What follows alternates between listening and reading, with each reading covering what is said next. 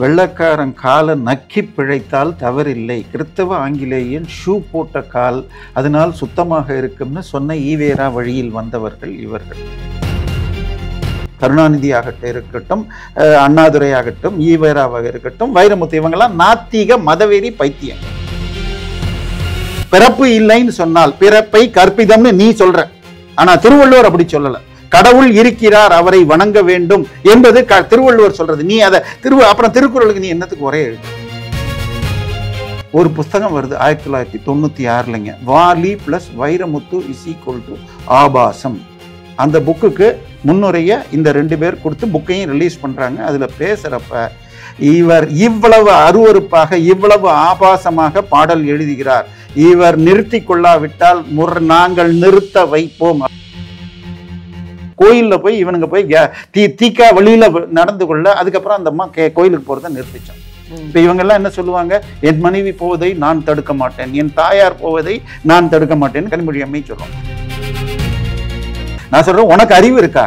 சரி, நீ ஒழுங்கா நான் பைபிளை எரிக்கிறேன், குரானை எரிக்கிறேன், குரு கிரந்த் சாஹிப்பை எரிக்கிறேன்னா எரிச்சுட்டு நான் பேப்பரை எரிச்சேன், புத்தகத்தை எரிச்சேன்னு சொல்ல முடியாது. அது மத நிந்தனை. அது போல பிள்ளையார் பொம்மையை உடைக்கிறேன்னு சொல்லிவிட்டு நான் கடையில மண் பொம்மைன்னு ஏத்துக்குவேன். இதை சுப்ரீம் கோர்ட்டுக்கு போய் பேசுறதுக்கு கூட தைரியம் இல்லாமல் ஈவேரா ஓடி ஒதுங்கிட்டாருன்னா அங்க போனா உனக்கு தண்டனை கிடைக்கணும். கருணாநிதிக்கு கலைஞருங்கிறார். இந்த கலைஞர்னா என்னன்னு தெரியுமாம்மா உங்களுக்கு? திருடன் கொள்ளக்காரங்கிறவங்க தான் கலை அப்படின்னு திரு கருணாநிதி மந்திரகுமாரி படத்துல வசனம் எழுதியிருக்காரு. அரசாங்க வருமானத்துக்காக கள்ளு நடத்துறேன்னா கள்ளச்சாராயம் ஆறா ஓடி 58 பேர் செத்தானே. இதுக்கு குரல் கொடுக்கறது கூட ஒரு கவிஞனுக்கு இது இல்லைன்னா உனக்கெல்லாம் எதுக்கு சார் வாய்? வைரமுத்துன்னு போய் ரோட்ல கேட்டீங்கன்னா 2 பேர் தான் சொல்றாங்க. ஒன்னு மீ2 கவிஞர்ங்கிறாங்க, இன்னொன்னு ஏதோ ஒரு போதை மருந்து பேரை சொல்றாங்க. ஏன்னு தெரியல.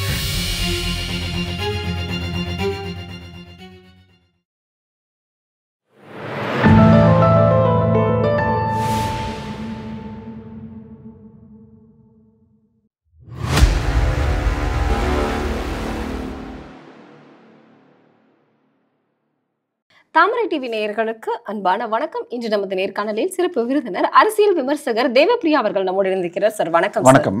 இன்னைக்கு எல்லாருக்குமே வைரமுத்து அப்படின்னாவே அவர் எந்த மாதிரியான ஒரு எழுத்தாளர் அப்படிங்கிறது எல்லாருக்குமே தெரியும். ஆனா அவர் எப்பவுமே பேசும் பொழுது ஒரு சர்ச்சையான ஒரு வாதத்தை வச்சுக்கிட்டே இருப்பாரு. இன்னைக்கு கடவுள் ராமரை புத்தி சுவாதீனம் இல்லாதவர் அப்படிங்கிற ஒரு விமர்சனமான ஒரு கருத்தை வச்சிருக்காரு. நீங்க எப்படி பாக்குறீங்க? அதுல இன்னொரு கேள்வி என்னன்னா, கம்பர் அப்படிங்கிற ஒரு பட்டத்தையும் அவருக்கு கொடுத்திருக்காங்க. அதை பத்தியும் கொஞ்சம் விரிவா சொல்லுங்க. சரி, நீங்க 2வது போட்ட முதல்ல எடுத்துக்கிறேன். அதாவது வெள்ளக்காரன் காலை நக்கி பிழைத்தால் தவறில்லை, கிறித்தவ ஆங்கிலேயன் ஷூ போட்ட கால் அதனால் சுத்தமாக இருக்கும்னு சொன்ன ஈவேரா வழியில் வந்தவர்கள் இவர்கள். அண்ணாதுரைங்கிறவர் யாருன்னு சொன்னால், இந்த அதாவது வெள்ளையனை வெளியேற்றிட்டோன்னா 1941 காந்தியடிகள் திறந்தப்போ காந்தியாருக்கு பைத்தியம் பிடித்து விட்டது, வெள்ளையன் வெளியேறினால் ஒரு குண்டூசி கூட இந்தியாவால் தயாரிக்க முடியாதுன்னு எழுதின அறிவற்ற அந்த கூட்டம். அதுதான் அண்ணாதுரை. அதே அண்ணாதுரை அதற்கு பிறகாக தமிழர்களுடைய புனிதமான விஷயத்தை இழிவு செய்யட்டும்னு சொல்லிட்டு கம்பரசம் தீ பரவட்டும்னு 2 நூற்களை எழுதின உடனே இதற்கு மறுப்பு தருவதற்காக கம்பராமாயணம் எல்லாரும் படிச்சா தமிழர்கள் மேன்மையுறுவார்கள். ஏனென்றால் சுப்பிரமணிய பாரதியார் என்ன சொன்னாரு? யாமறிந்த புலவனை கம்பனை போல் வள்ளுவனை போல் இளங்கோவை போல்.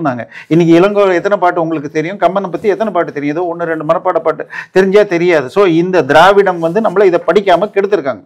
ஸோ இதை படிக்கணும் அப்படின்னு சொல்லி கம்பன் கழகம்னு ஆரம்பிக்கப்பட்டது. அண்ணாதுரை என்ற அந்த திராவிடியார் கும்பலுக்கு பதில் கொடுப்பதற்காக வந்ததுதான் காரைக்குடி கம்பன் கழகம். ஆனா மெட்ராஸ் கம்பன் கழகம் நடத்தணும்னு வச்சுக்கோங்களேன், ஒரு கல்யாண மண்டபம் எடுக்கணும், இன்னைக்கு வந்தால் மக்களுக்கு சாப்பாடு போடணும், செலவாகணும்னா பணக்காரர்களை கூப்பிட வேண்டியிருக்கு. நல்லி குப்புசாமி செட்டி இல்லாட்டி எம் ராமசாமி போன்றவர்கள். இப்ப சரியான ஆள் கிடைக்காம இப்ப சாராய வியாபாரி ஜெகத் ரட்சகனை போட்டிருக்காங்க. சரியா?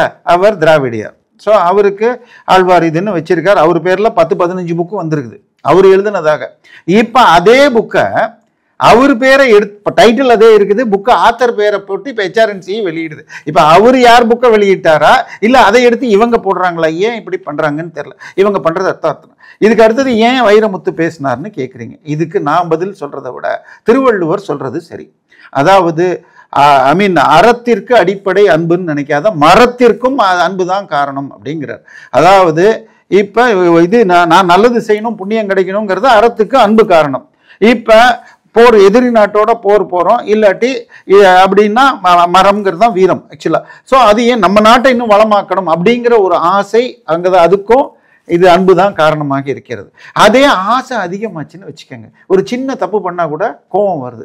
கோபம் வந்தா என்ன சொல்லுவோம், நான் மனுஷன் மிருகமாயிடுவேன் அப்படிம்போம். இன்னொன்னு அதிகமான அன்பு வந்தா என்ன சொல்லுவோம், இது காதல் பைத்தியம், சினிமா பைத்தியம். இவங்கெல்லாம் மத வெறி பிடித்த மிருகங்கள், நாத்திக பைத்தியங்கள். கருணாநிதி ஆகட்டும் இருக்கட்டும், அண்ணாதுரை ஆகட்டும், ஈவேராவாக இருக்கட்டும், வைரமுத்து, இவங்கெல்லாம் நாத்திக மதவெறி பைத்தியங்கள். ஸோ அந்த நாத்திக மதவெறியை திணிக்கணும்.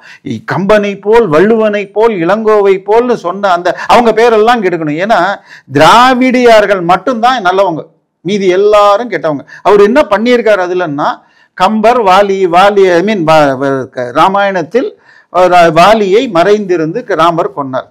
ஸோ இது ஒரு கொலை. இந்த கொலை பழியை நீக்குவதற்காக அந்த இடத்துல இந்த வரி இல்லை, இவர் சொன்ன பாட்டு அதுக்கு முன்னாடி தான் இருக்கு. திகைத்தார் அப்படிங்கிறதுக்கு, திகைப்புக்கு இவராக சித்த சுவாதி, இவருக்கு தான் பைத்தியம் பிடிச்சிருக்கு. ஏன்னா ராமாயணம் வால்மீகியை போற்றி புகழ்ந்துட்டு தான் கம்பர் பாடியிருக்கார். ஸோ வால்மீகி எழுதி 2000 வருஷம் இல்லை 1600 வருஷம் கழிச்சு கம்பராமாயணம் எழுதப்பட்டிருக்கு. அவர் எழுதின அந்த பாட்டுக்கு பேரே என்ன வச்சார்னா ராமாவதாரம் தான் பேரை வச்சார். இன்னொன்னு சொல்ல போனா ராமாயணம்னா என்ன அர்த்தம் தெரியுமா, அயனம்னா வழி. இது அதாவது உத்தராயணம் தட்சாயணம், சூரியன் போகும் வழியை காட்டுறதுக்கு பேரு உத்தராயணம். ஸோ ராமர் காட்டிய வழியில நிக்கணும். ராமர் என்ன வழியை காட்டினார், ஒரு வீடு, ஒரு வில், ஒரு சொல், ஒரு இல் ஒரு சொல். ஸோ ஒரு மனைவியோடு வாழ்ந்தவர், ஒரு இல், ஒரு வில்லோடு தன்னுடைய அந்த வில்லை தவிர எடுக்கல. அந்த வில் எதிராளி கிட்ட வில்லு இருந்தா தான் போட்டி போடுவேன்னு சொல்லி ஆயுதம் இல்லாத ராவணனை இன்று போய் நாளை வான்னு அனுப்பிச்சார். ஸோ அதுல திருவள்ளுவர் காட்டும் உங்களுக்கு சத்திரிய தர்மத்தை நிலைநாட்டுறார். அதுக்கு அடுத்தது பாத்தீங்கன்னா சொல், ஒன்ன நான் காப்பாத்துவேன். எதிரியுடைய தம்பி விபீஷணன் வந்து சரணாகதி அடைஞ்சாலும் ஒன்ன காப்பாத்துவேன்னு கடைசி வரைக்கும் காப்பாத்தினார். அதே போல எந்த பிறவியில இருந்தாலும் இது வேடநோட்டியாக இருந்த குகனை தம்பியாக கொடுத்த வாக்கிற்காக சேர்ந்து கொண்டார். வாலியுடைய தம்பி சுக்ரீவனை தம்பியாக ஏற்றுக்கொண்டார், விபீஷண தம்பியாக. சோ சொன்ன வார்த்தைக்காக இவனுக்கு சுக்ரீவனுக்கு கொடுத்த சொல்லிற்காகத்தான் வாலியை மீட்டார். இன்னொன்னு, என் மனைவியை மீட்க போறப்ப சுக்ரீவன் மனைவியை கடத்தி வச்சிருக்கிற வாலிக்கு எப்படி சப்போர்ட் எடுத்துக்க முடியும்? ஏன்னா வாலி என்ன கேட்பான்னா, நீ எதுக்கு சுக்ரீவன்ட்ட போன, நான் நினைச்சேன்னா ஒரே பறந்து போய் கூட்டிட்டு வந்துருவேன்றான். நீ அதே தப்ப பண்ணியிருக்கன்னு சொல்லியிருக்கு. இது போர் அறம்ங்கிறது வேற. அதாவது திருக்குறள்லாம் நம்ம எல்லாரும் என்ன சொல்லுவோம், திருவள்ளுவர் அன்பு அன்பு அன்புங்கிறோம். அதே திருவள்ளுவர் படைமாட்சி படை செருக்குல என்ன சொல்றாருனால், ஒரு நாள் கூட விழுப்புண் படாத நாளெல்லாம் வீழ் நாள்ங்கிறார். போர் வீரன் சண்டை போட்டுக்கிட்டு அடுத்தவனை அடிச்சு கொண்டுகிட்டே இருக்கணுங்கிறார். ஒரு போர் வீரனுக்கு பெருமை என்னன்னு சொன்னா, என் ராஜா என் உடம்ப பார்த்துட்டு ஐயோ எனக்காக உயிரிட்டானேன்னு அவன் கண்ணீர் விடுறது தான் ஒரு வீரனுக்கு பெருமைன்னு எழுதியிருக்கார். ஸோ அப்ப சண்டை போட்டு கொலையாகணும்னு அர்த்தமா? அது அந்த அதிகாரத்துல சொல்லப்பட்டது. ஸோ இவருக்கு பைத்தியம், மதவெறி பைத்தியம். இவரை கூப்பிட்ட அந்த கம்பன் கழகம் தான் முதல் தப்பு. ஏன்னு சொன்னால், இதே நபர் ஒரு முஸ்லிம் கவிஞர் விழால போயிட்டு அவதாரம்னா என்ன அப்படின்னு சொல்லிட்டு, அவதாரம் என்றால் கருவிலிருந்து உதித்து தோன்றக்கூடாது, மேலிருந்து வரணும். அதுக்கு அதாவது இதற்கு என்னுடைய மிக நெருக்கமான நண்பர் அவர் தீவிர மார்க்சிஸ்ட் நாத்திகர் பழங்காசி ஸ்ரீனிவாசன் பேரு. அவர் 3 வால்யூமாக ஒரு யூடியூப் சேனல்ல கொடுத்திருக்கார். 19ஆம் நூற்றாண்டுல இருந்து வந்திருக்கிற அத்தனை நிகண்டுகள் டிக்ஷனரியில எதுலேயுமே அவதாரம்னா இவர் சொல்ற அர்த்தம் இல்லை. சோ இவருடைய ஒரே இது, ஏன்னா இவர் தமிழர் கிடையாது. நான் சொல்றது மனதால், அதாவது கல்வி கற்றவன்னா என்னம்மா, கல்வி கற்றவன்னா ஒரு அறிவாக திறம்பட பண்போடு வந்து நடந்து கொள்பவன். ஓகே சரி, நீங்க எப்படி எல்லாம் சொல்றீங்க? திருவள்ளுவர் சொல்லிட்டார், கற்றதனால் ஆய பயனின்கொள் வாலறிவன் நற்றால் தொழாளிரின். வாலறிவன்னா அனைத்து அறிவிற்கும் ஆனவன். இன்னைக்கு நானும் நீங்களும் இங்க பேசுறது நீங்க ஏத்திட்டீங்கன்னா யூடியூப்ல உலகத்துல எங்க இருந்து வேணா பார்க்கலாம். இந்த அறிவு நமக்கு இப்பதான் தெரியும். ஆனா இந்த நெட்வொர்க், இந்த சேட்டலைட் போடுறதுக்கு முன்னாடியே அதே மின்காந்த அலைகள் இருந்து இதையெல்லாம் படைத்த இறைவன் சர்வஜன். சர்வஜன்கிற வார்த்தைக்குத்தான் வாலறிவன் பொருள். அந்த வாலறிவன் திருவடிகளை தொழுவதற்கே இல்லாவிட்டால் நீ கற்ற கல்வியின் பயன் என்னங்கிறார். இன்னும் அதே அதிகாரத்துல கடைசி இன்னும் 4வது குறள் என்ன சொல்றாருன்னா 8வது குறள்ல, கோளில் பொறிவாயில் பயமிலவே எண்குணத்தான் தாளை வணங்கா தலை. எண்குணத்தான்னா எண்ணற்ற குணங்கள், இல்லை 8 விதமான குணங்கள் என்ன வேணா சொல்லலாம். சோ எண்ணற்ற குணங்களை உடைய அந்த இறைவனை உன் தலையால் வணங்காவிட்டால் உன் முகத்துல ஐம்பொறிகள்ல கண்ணு காது மூக்கு இதெல்லாம் இல்லாத கட்ட மரக்கட்டை அப்படிங்கிறார். இதுவும் பத்தல அவருக்கு. இதையும் தாண்டி சொல்லிட்டார். இப்ப நீங்க எல்லாரும் என்ன சொல்லுவோம், 4 பேர் நல்லா சொல்றபடி வாழணும்பாங்களா. இந்த 4 பேருங்கிறத கவிதையில போடுறப்ப உலகத்தார் அப்படிம்பாங்க. உலகுன்னு சொன்னால் தொல்காப்பியம் என்ன சொன்னா உயர்ந்தோர் மேன அப்படின்னு இருக்கு. உலகம் பழிக்கிற மாதிரி வாழக்கூடாதுன்னு சொன்னால் நீதி நூல்கள் படி வாழும் சான்றோர்கள் பழிக்கும்படி வாழக்கூடாது. உலகத்தார் உண்டு என்பதை இல்லை என்பவன் வையத்துள் அழகையா வைக்கப்படும் அப்படின்னாரு. அழகையான்னா பேய் அல்லது பைத்தியம். உலகத்தார்னா நீதி நூல்கள் கூறும் மெய்மையை, அதாவது இப்ப பிறப்பு ஒரு பிறப்பு தாங்கிறது பல மதங்கள் சொல்லுது. ஆனால் பிறப்பு என்பது இறந்து பிறந்து மீண்டும் பிறந்து இறந்து நடக்கிறதுங்கிறது மெய்யியல். திருவள்ளுவர் பிறவி பெருங்கடல் நீந்துவார்னு சொல்லியிருக்கார். எல்லாருக்கும் அந்த குறள் தெரியும். ஆனா பிறவி பெருங்கடல்னா நம்ம கருணாநிதி, வைரமுத்து இந்த போல சொற்பொருக்கிகள் எழுதுறது என்னன்னா அப்பா மகன் பேரென்று தலைமுறையை குறிக்குது. அதே திருவள்ளுவர் என்ன எழுதியிருக்காருன்னா, கற்று ஈண்டு மெய்ப்பொருள் காணா மற்ற ஈண்டு வாராநிதி. இந்த உடம்பு திரும்பி திரும்பி பிறக்கும் இந்த உயிர், அது மற்ற ஈண்டு வராமல் தடுப்பதற்குத்தான் கல்வி. சோ நீ பிறப்பு இல்லைன்னு சொன்னால் பிறப்பை கற்பிதம்னு நீ சொல்ற. ஆனா திருவள்ளுவர் அப்படி சொல்லல. கடவுள் இருக்கிறார், அவரை வணங்க வேண்டும் என்பது திருவள்ளுவர் சொல்றது. நீ அதை அப்புறம் திருக்குறளுக்கு நீ என்னத்துக்கு ஒரே எழுது. இதுக்கு அடுத்தது இன்னொரு வார்த்தை ரொம்ப ஸ்பெசிஃபிக்கா சொல்லுவாங்க. அதுக்கு பேர் என்ன, நீங்க அறிவுன்னு ஏதோ ஆரம்பிச்சீங்க. அறிவுன்னா நல்லது எது கெட்டது எது, நல்லதை செய்யணும். இதுக்குதான் அறிவுன்னு பேர். இப்ப பகுத்தறிவுன்னா என்ன, பைத்தியம் முடிச்சா அலையிறது. கடவுள் இல்லை என்பதற்கு பெயர் பகுத்தறிவு கிடையாது, பைத்திய அறிவு. கடவுள் கற்பிதம்னு நீ சொன்னால் கடவுள் இல்லை என்பதும் கற்பிதம். ஒண்ணு வேணாமா, சின்ன பிறப்பு மாத்திரம் வச்சா கடவுளையும் புரிஞ்சிடும். பிறப்பு இல்லைன்னு சொல்றாங்கல்ல. எகிப்துல 3300 வருஷத்துக்கு முன்னாடி சேத்தின்னு ஒரு ராஜா வாழ்ந்தார். சரியா? அவருடைய கோயில் எல்லாம் மண் மூடி ஒரு மூலையில மாத்திரம் தெரிஞ்சிட்டு இருந்தது. 1903ல இதுல ஸ்காட்லாண்ட்ல பிறந்த ஒரு பெண் 3 வயசுல குழந்தையா இருக்கிறப்ப கீழே விழுந்துடுறா. டாக்டர் செத்து போயிட்டான்றார். புதைக்க போறப்ப முடிச்சுக்கிச்சு. காப்பாத்தின அப்புறம் அப்பப்ப என் வீட்டுல நான் இல்லை, என் வீட்டுக்கு கூட்டிட்டு போங்க. இல்லம்மா நீ உன் வீட்டுல தான் இருக்கங்கிறப்ப அது ஒரு 2-3 வருஷம் கழிச்சு எகிப்து மியூசியத்துக்கு லண்டனுக்கு கூட்டிட்டு போனா இதுதான் என் வீடுன்னு அதை காட்டுதான். அதுக்கப்புறம் அது படிக்கிறப்பெல்லாம் எகிப்தை பத்தியே படிச்சுட்டு எகிப்துல வேலை செய்யற மாப்பிள்ளையா பார்த்து நான் சொல்றது இன்னைக்கு 100 வருஷத்துக்கு முன்னாடி போய் எகிப்துல போய் தங்குறாங்க. அங்க போய் குழந்தைய பெத்துக்கிறாங்க. அவரு இந்த அம்மாக்கு இருக்கிற எகிப்து பைத்தியத்தை பார்த்துட்டு எகிப்து வேண்டான்னு டிரான்ஸ்ஃபர் வாங்கிட்டு வேற ஊருக்கு போறாரு. பத்திரிகையில வேலை செஞ்சார். நான் வரமாட்டேன்னு சொல்லி குழந்தையும் விட்டு கொடுத்துட்டு அந்த அம்மா அங்கேயே இருந்தேன். நான் போனப்ப 3000 வருஷத்துக்கு முன்னாடி நான் அந்த சேத்தி என்ற அரசனுடைய வைப்பாட்டு ஒரு கோயிலுக்கு அந்த அம்மா தேவரடியாராக இருந்தார். ஆனால் காதல் வந்துருச்சு அவங்களுக்குள்ள, இதுவும் வந்துருச்சு, தொடர்பு வர குழந்தை கற்பமா இருக்காங்க. இது ஊருக்கு தெரிஞ்சா இந்த அம்மா பேர் சொன்னா அந்த ராஜா பேர் கிட்டடும் தற்கொலை பண்ணி செத்துக்கிட்டாலாம். இந்த பிறவி எடுத்து அவங்க அந்த கோயிலுக்கு பத்தி சொல்ல அங்க அழைச்சிட்டு போக மூடி இருந்த மண்ணில் இந்த இடத்துல கிணறு இருக்கும், இந்த இடத்துல தோட்டம் இருக்குன்னு சொன்னா அத்தனையும் எடுத்து கட்டியிருக்காங்க. ஓம் சேத்தின்னு பேரு. கூகுள்ல போய் தேடினா கிடைக்கும். பிறப்பு இருக்குங்கிறதுக்கு இது போல பல நூறு மீண்டும் மீண்டும் மனிதன் பிறக்கிறாங்கிறதுக்கு இருக்கு. நீங்க கற்பிதம் நினைச்சா உங்க இஷ்டம்.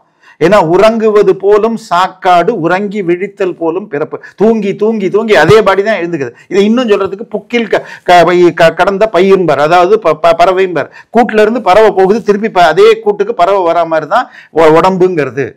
அந்த உயிர் ஒண்ணுதான். இந்த கூட்டுல இருக்கலாம், நாளைக்கு வேற கூட்டுல கூட போகலாம். சோ இதைத்தான் திருவள்ளுவர் சொல்ற. நீ அதை ஏத்துக்கலன்னா அது ஓம் பைத்தியக்காரத்தனம். மெய்யறிவுங்கிறது வேற, பைத்திய அறிவு அல்லது உங்க நாத்திக அறிவுங்கிறது வேற. திருவள்ளுவருக்கும் அதுக்கும் நீ நாத்திக அறிவு வெறியில நீ இப்ப நான் சொல்றேன் இவர் பாடிட்டாருமா. இதை இன்னும் சொல்ல போனா இயேசு அழகா சொல்லி இருப்பார் பைபிள்ல. முத்துக்களை பன்றிகளிடம் கொடுக்காதீர்கள் அப்படிம்பார். அதாவது அந்த இடத்துல முத்துக்கள் என்பது பைபிள் வசனங்கள் என்று பொருள். மத்தேயு 7:5 நினைக்கிறேன் இந்த வசனம் என்னுடைய இது. இதை தமிழ் இவங்க கையில போய் பாடுபடுது. ஏன்னா இவர் சிறந்த தமிழ் அறிவு உள்ளவர், சரியான வார்த்தையை பொறுக்கி பாடல் எழுதுவார். இவர் பாடலாசிரியர்னு சொல்லலாம், கவிஞர்னு சொல்றதெல்லாம் ரொம்ப மிகை. இவர் பல பேருடைய பாடல்களை திருடி எழுதியிருக்காருன்னு பல கவிஞர்கள் இன்டர்நெட்ல எழுதியிருக்காங்க. இந்த பாட்டு எடுத்து ஒரு 15 வயசு பையன் இவர் ஏதோ ஒரு ஊருக்கு போனப்ப ஐயா இந்த படிங்கன்னு சொன்னது பாட்டு எடுத்து ஒரு பாட்டு அப்படியே யூஸ் பண்ணியிருக்காங்கலாம் இன்டர்நெட்ல. இதை விட இவரை பத்தி நான் சொல்றதை விட அழகா சொல்லணும்னா சுபையா தெரியுமா? சுபவீரபாண்டியன் ஒருத்தர் மீசையை முறுக்கிட்டு இருப்பாரு, தமிழக பாடநூல் கழக தலைவர் ஏதோ ஒண்ணு. அவரு அதுக்கப்புறம் சாக்கடை கருப்புல புடவை கட்டிக்கிட்டு ஒரு அம்மா வந்து டிவி சேனல்ல எல்லாம் பேசும், அருள்மொழியோ நம்ம பேரு. ஒரு புஸ்தகம் வருது 1996ங்க, Vaali plus Vairamuthu is equal to ஆபாசம். அந்த புக்குக்கு முன்னுரைய இந்த 2 பேர் கொடுத்து புக்கையும் ரிலீஸ் பண்றாங்க. அதுல பேசுறப்ப இவர் இவ்வளவு அருவருப்பாக இவ்வளவு ஆபாசமாக பாடல் எழுதுகிறார், இவர் நிறுத்தி கொள்ளாவிட்டால் நாங்கள் நிறுத்த வைப்போம் அப்படின்னு சுபவி எழுதியிருக்காரு. யாரு? கள்ளக்காதல்னு சொல்லக்கூடாது, திருமணம் கடந்த உறவுன்னு சொன்னார் பாருங்க. அந்த வகையான ஏன்னா இது வந்து திருவள்ளுவருக்கு ஒத்து வராது. திருவள்ளுவர் அறம் எனப்பட்டதே இல்வாழ்க்கைன்றார். இல்வாழ்க்கை தான் அறம். எதுக்கு இல்வாழ்க்கை? இயல்புடைய மூவருக்கு உதர்வு. இயல்புடைய மூவர்னா யாருன்னு சொன்னால் மனுஷ வாழ்க்கையை 4ஆ பிரிக்கிறாங்க. நீங்க குழந்தையா இருக்கிறதுக்கு பேரு மாணவ பருவம், கல்யாணம் பண்ணி வாழற பருவத்துக்கு குடும்ப பருவம், இதுக்கப்புறம் ரிட்டையர் ஆயிட்டீங்க, உங்க பையன்கிட்ட கொடுத்துட்டீங்கன்னா அதற்கு மனத்தவ நிலை. நீங்க ஊர்ல தான் இருக்கீங்க, ஆனால் ஒதுங்கி இருக்கீங்க, ரிட்டையர் ஆயிடுறீங்க. பிசினஸ் நடத்துவார், பெரிய பிசினஸ்மேன், அத்தனை கம்பெனி, ஆனா பையன்கிட்ட விட்டுட்டு எல்லாத்தையும் விட்டுருவார். தப்பு பண்ணா கூட முடிஞ்ச வரைக்கும் ஒதுங்கிப்பார். மனத்தவ நிலை. இது 3மே வேண்டான்னு துறவி. இந்த 4ல் ஒத்தந்தான் சம்பாதிக்கிறான். யாரு? படிச்சு முடிச்சுட்டு குடும்ப மிச்சம் 3 பேரை காத்துக்கணும். இதைத்தான் திருவள்ளுவர் இல்வாழ்வான் என்பான் இயல்புடைய மூவர்க்கும் நல்லாற்றின் நின்ற துணை. இதை ஒத்துக்கிட்டா இது நான் தமிழ்ல சொன்னா உங்களுக்கு புரியுது எளிதா.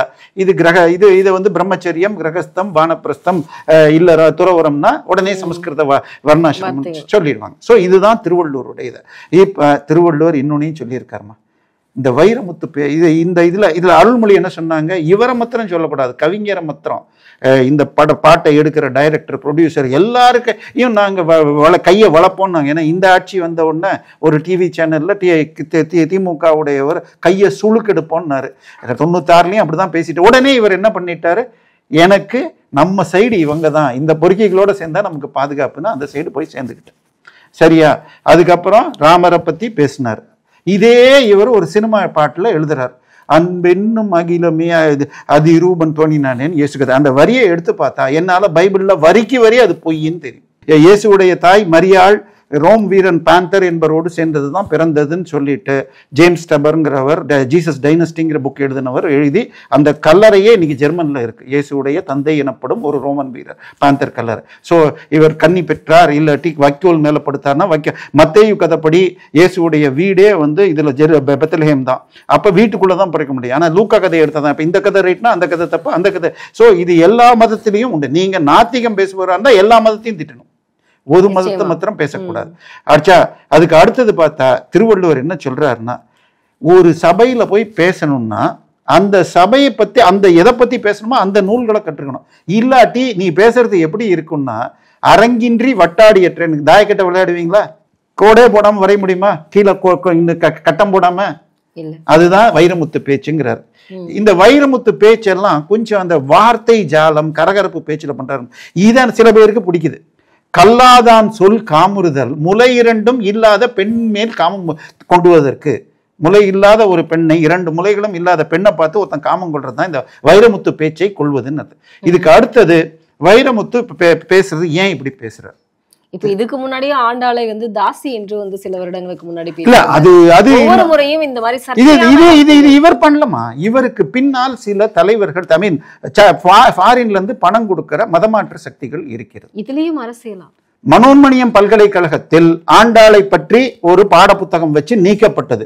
அது நீக்கப்பட்டு 10 வருஷம் கழிச்சு இவர் எழுதினார். அது மாத்திரம் இல்லை, அந்த கட்டுரையில இவர் உடனே அடுத்த நாளே மறுப்பு வந்த உடனே இதுல சிம்லால இருக்கிற இது ஏதோ அமெரிக்க பல்கலைக்கழகத்துல இந்த நூல்ல வந்ததுதான் சொன்னார்.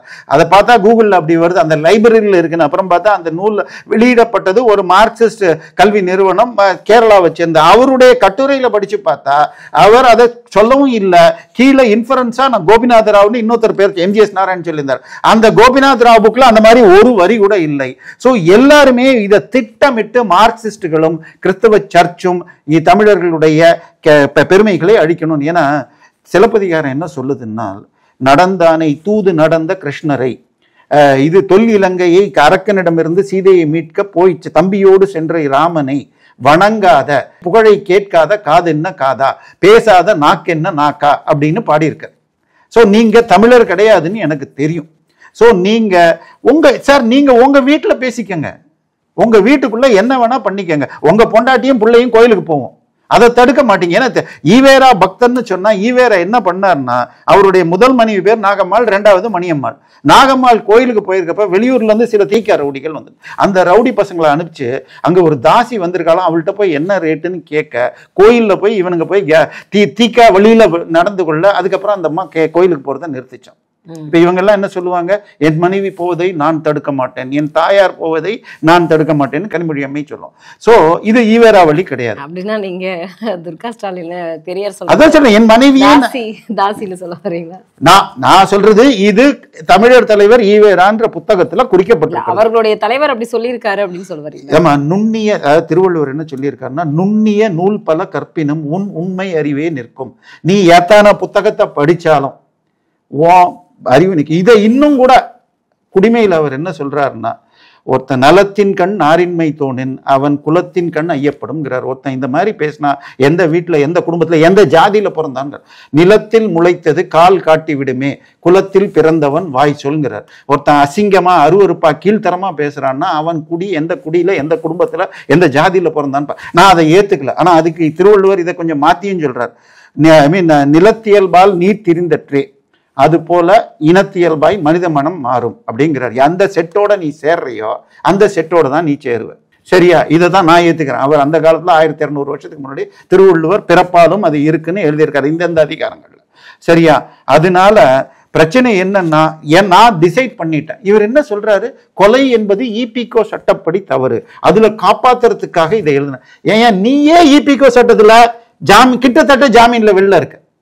திருவள்ளுவர் பயனில் சொல் பாராட்டுவானி மகன் எனில் மக்கட் பதர் எனில்பார். இவனை மக்கள்னே சொல்லக்கூடாது. இவனெல்லாம் அதாவது மதவெறி பைத்தியம், நாத்திக மதவெறி பைத்தியம் பிடிச்சி பேசினது. இதையும் திருவள்ளுவர் ஏன்னு தெளிவாக காட்டி சொல்லியிருக்கார். அதாவது நலத்தின் கண் நாரின்மை தோன்றின், ஒருத்தன் சரியா செய்யலன்னு சொன்னால் அவன் குலத்தின் கண் ஐயப்படும்ங்கிறார். அவன் பிறந்த குடி ஜாதியைத்தான் சந்தேகப்படுவார்கள். நிலத்தில் முளைத்தது கால் காட்டிடுமே, கால்னா இங்க விதை, விதை எந்த விதைன்னு தெரியலன்னு வச்சுங்க, எல்லாமே ஒரே மாதிரி இருக்குன்னா அது முளைச்சப்புறம் என்ன செடின்னு கார.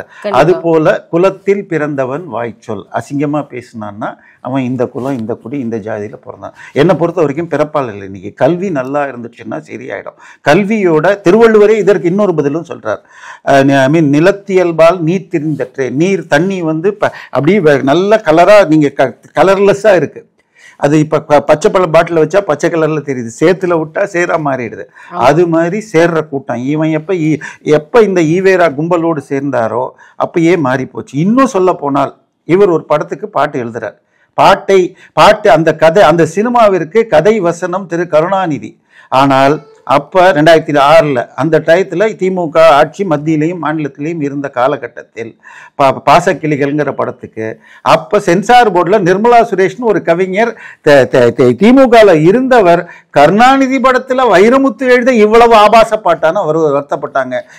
கட்டிப்புடி கட்டிப்புடிடா, கண்டபடி கட்டிப்புடிடா, கடவுளை கொன்றவனை கட்டிப்புடிடான்னு இவங்க பண்ணிட்டு இருக்காங்க. இன்னொன்னு, இவர் தமிழ் ரொம்ப அழகா வளர்ப்பாருமா, டேக் இட் ஈஸி பாலிசி அப்படின்னு எழுதுவார். அதாவது தமிழ் சனியன் தமிழ் அழியணும்னு சொன்ன ஈவேராவை பெரியார்னு சொன்னால் அப்படிப்பட்டவர்கள் என்னன்னு புரிஞ்சுக்கணும். எனவே பிரச்சனை என்னன்னு சொன்னால், உனக்கு இவர் என்ன சொல்றார், ஒரு கொலை செய்ததை இது காப்பாற்றுவதற்காக திகைப்புங்கிறதுக்கு மயக்கம்னு போட்டு மயக்கத்துல இருந்து புத்தி தெளிவு. நான் சொல்றேன், உனக்கு அறிவு இருக்கா? கம்பராமாயணம்ங்கிறதுக்கு அவர் வச்ச பேர் ராம அவதாரம். ஸோ ராமருடைய கதை 1500 வருஷம் முன்னாடி வால்மீகி எழுதி அவரை கடவுள்னு தான் இவர் எழுதியிருக்கார். ஸோ அதனால உனக்கு தான் அது பண்டு போனோம். போர்ல நடக்கிறப்ப போர் அறம் வேற, இந்த அறம் வேற. அதனால சரி, நீ ஒழுங்கா நீ ஆண்டாளை பற்றி இழிவாக பேசிய போது ஒன் மீர்ல பல கோர்ட்ல வழக்கு போட எல்லாத்தையும் ஒரே இடத்துக்கு மாத்தி கடைசியில ஹைகோர்ட்ல போய் இந்த வழக்கை தள்ளுபடி செய்ய வேண்டும் அப்படின்னு குவாஷ் கேட்டப்போ தமிழர் சார்பாக போன வழக்கறிஞர் கொடுத்த வழக்கு, தமிழ் ஒரு வீரத்தமிழரான வீரபத்ரன் செட்டியார் வெர்சஸ் ஈவேரா ராமசாமி நாயக்கர் என்ற சுப்ரீம் கோர்ட் வழக்குல பெரும்பாலான மக்களின் பக்தியை நம்பிக்கையை சிதைக்கும்படியாக கீழ்த்தரமான செயல் செய்வது என்று திட்டமிட்டு செய்வது தவிர்க்கப்பட வேண்டும். அந்த வழக்கில் என்ன ஆச்சுன்னா பிள்ளையார் பொம்மையை பிள்ளையாரை உடைச்சார். மீன் 10,000 போஸ்ட் ஊர் தமிழ்நாடு ஃபுல்லாக அடிச்சுட்டு 100 பேரை சேர்ந்து கூட்டம் கூட்டிட்டு விடுதலை பத்திரிகையில் 1,00,000 பேர் போட்ட கலந்துக்கிட்டாங்கன்னு எழுதுவாங்க. ஆனால் கோர்ட்டில் போன உடனே தமிழ்நாடு கோர்ட்ல எல்லாம் கீழ் கோர்ட்ல இருந்து மேல் ஹைகோர்ட் வரைக்கும் போச்சு. நாங்கள் பிள்ளையார் உடைகளை கடையில் வாங்கின மண்பொம்மைன்னு சொல்லி கதறினாங்க. ஆனால் இதை தமிழ்நாடு போலீஸ் ஏற்றுக்கிச்சு, தமிழ்நாடு கோர்ட்டும் போலீஸும் ஏற்றுக்கிட்டது. ஆனால் டெல்லியில் சுப்ரீம் கோர்ட் என்ன சொல்லிச்சு, ஒருவர் நான் பைபிளை எரிக்கிறேன், குரானை எரிக்கிறேன், குரு கிரந்த் சாஹிப்பை எரிக்கிறேன்னா எரிச்சுட்டு நான் பேப்பரை எரிச்சேன் புத்தகத்தை எரிச்சேன்னு சொல்ல முடியாது. அது மத நிந்தனை. அது போல பிள்ளையார் பொம்மையை உடைக்கிறேன்னு சொல்லிவிட்டு நான் கடையில் மண் பொம்மைன்னு ஏற்றுக்குவேன். இதை சுப்ரீம் கோர்ட்டுக்கு போய் பேசுறதுக்கு கூட தைரியம் இல்லாமல் ஈவேரா ஓடி ஒதுங்கிட்டாருன்னா அங்கே போனால் அவனுக்கு தண்டனை கிடைக்கும்னு ஒரு மூத்த வழக்கறிஞர் சொன்னார். என்கிட்ட அவருடைய ஃப்ரெண்டு ஜூனியர் என்கிட்ட சொல்லியிருக்கார். ஸோ ஈவேரா இந்த கோட் பண்ணி பெரும்பாலான மக்களின் நம்பிக்கையை இழிவு செய்யணும்னு திட்டமிட்டு திருப்பி திருப்பி பேசும் ரிப்பீட்டட் அஃபெண்டர் என்று வாதாடப்பட அந்த வழக்கு அப்போ குவாஷால இது 4 வருஷத்துக்கு முன்னாடி இப்போ இபிஎஸ் ஆட்சியில். ஸோ இன்னைக்கு வரைக்கும் அந்த தண்டனை வாங்கி தரல. இதனால தான் இன்னைக்கும் பேசுறார். இதை தாண்டி பார்த்தீங்கன்னா இது பொன்முடி கேஸ்ல இது 50 வருஷத்துக்கு முன்னாடி பட்டிமன்றத்தில் சார் 50 வருஷத்துக்கு முன்னாடி பேசினா அதை கேட்ட அடுத்த நாள் ஏன் சார் கட்சி பதவியிலேருந்து எடுத்தீங்க? இப்போ உங்க இன்னைக்கு யாராவது உங்களை சைவமா வைணவமான்னு கேட்டா எனக்கு அசிங்கமா இருக்கு சார். தமிழன் என்று நில்லடா, தமிழ் தலை நிமிர்ந்து நில்லடான்னு போனது திமுக காரன் ஏதாவது பேசிட்டா தமிழன் தலை குனிய வேண்டியிருக்கு. தமிழ்நாட்டிலேருந்து வரையான்னா 2G சோறு அந்த நாட்டில இருந்தான்னு கேட்குறாங்க. திமுகனாலே 2G சோர்னு அப்படியே கத்துறாங்க. சில நேரத்தில் பார்லிமெண்ட்ல அதை ஆராசா எழுந்துக்கிட்டா. நீங்க முழுக்க முழுக்க ஜாதி வேரி பிடிச்சு இது பத்தி காமராஜர் இப்ப எதுக்கு கேவலப்படுத்துறாங்க? இன்னைக்கு வரைக்கும் என்னைக்காவது கருணாநிதி ஆட்சியை கொண்டு வருவோம்னு சொல்றாங்களா? அதாவது அவரவர் பெயரை விட்டு விட்டு மக்கள் உங்களுக்கு பெயர் கொடுக்க வேண்டும். உதாரணமாக ஈவே ராமசாமி நாயக்கர் போய் பெரியார், அண்ணாதுரை போய் அறிஞர் அப்படின்லாம் சொல்லிக்கிறாரு. அடுத்தது கருணாநிதிக்கு கலைஞருங்கிறார். இந்த கலைஞர்னா என்னன்னு தெரியுமாம்மா உங்களுக்கு? திருடன் கொள்ளக்காரங்கிறவங்க தான் கலை அப்படின்னு திரு கருணாநிதி மந்திரகுமாரி படத்துல வசனம் எழுதியிருக்கார். அதுல அப்பா நம்பியார், பையன் ராஜபாட்டு ரங்கதுரை, கள்ளப்பாட்ட இதுன்னு சொல்லிட்டு பேரு. அதுல அப்பா பையனை இது பண்ணுவார், இதுமே பண்ணாத நிறைய சம்பாதிச்சிட்ட இல்ல, நான் திருட்டு கலையை செய்பவன், கலைஞனால் நிறுத்த முடியாது. எனவே சரியான பேர் தான் வச்சிருக்காங்க சார். அப்படிதான் எனக்கு தோணுது, எனக்கு அப்படிதான் தோணுது. இதனால இது திட்டமிட்டு இவர்கள் செய்கிறார்கள். பொன்முடி பேர்ல வழக்கு போடணும். திரு உதயநிதி அவர்கள் சனாதனம் பேசினதுக்கு வழக்கு போடணும். திரு மனோ தங்கராஜ் வழக்கு இருக்கே சார். இல்ல, உதயநிதி பேர்ல இன்னைக்கு போடல, இது பொன்முடி பேர்லயும் போடல, மனோ தங்கராஜ் பேர்ல போடல. ஏற்கனவே பேசிய வைரமுத்துவின் பழைய வழக்கு, திரு ஜார்ஜ் பொன்னையா வழக்குகள் நடத்தணும். ஏதாவது யாராவது எங்கேயோ பேசினாங்கன்னா இங்க இருந்து குஜராத்துக்கு பிளைட்ல ஆளை அனுப்பிச்சு இந்த ஜானை கொண்டு வரீங்க, பிஜேபியை சேர்ந்த ஜான் என்பவரை. அதுக்கப்புறம் கஸ்தூரியை கொண்டு போறதுக்கு இதுல ஹைதராபாத்துக்கு போறீங்க. இங்க இன்னைக்கு வரைக்கும் பொன்முடியை கைது பண்ணல, இன்னைக்கு வரைக்கும் வைரமுத்துவ விசாரணை கூட பண்ணல.